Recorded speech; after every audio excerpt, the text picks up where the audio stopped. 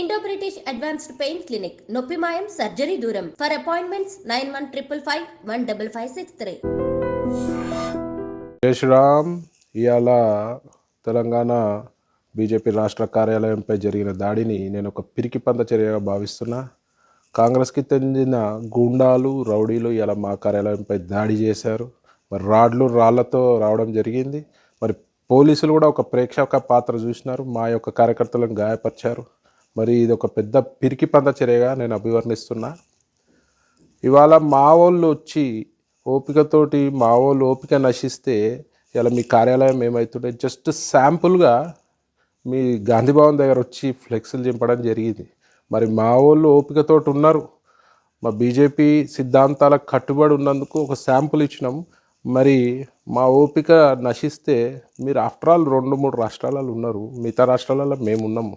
మరి ఇక దేశవ్యాప్తంగా మా దాడులను మీరు తట్టుకోగలుగుతారా అని నేను ఈ సందర్భంగా ప్రశ్నిస్తున్నా.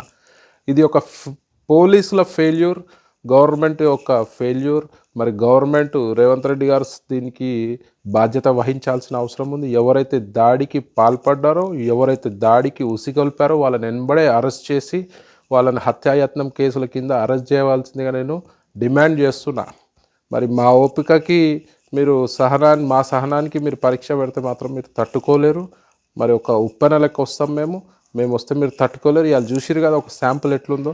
ఇవాళ మా వాళ్ళు పోయి జస్ట్ ఫ్లెక్స్లు దింపితే మా వాళ్ళని అరెస్ట్ చేసిర్రు. మా యొక్క కార్యకర్తల నెత్తులు వలగొట్టిర్రు, రక్తపాతం చూసిర్రు. మరి వాళ్ళని ఏ కేసుల కింద అరెస్ట్ చేస్తుర్రు మరి రేవంత్ రెడ్డి గారు చెప్పవలసిన బాధ్యత ఈ రాష్ట్ర ముఖ్యమంత్రిగా ఉంది. ఇవాళ ఇంటెలిజెన్స్ ఫెయిల్యూర్ ఉంది, పోలీస్ వ్యవస్థ ఫెయిల్యూర్.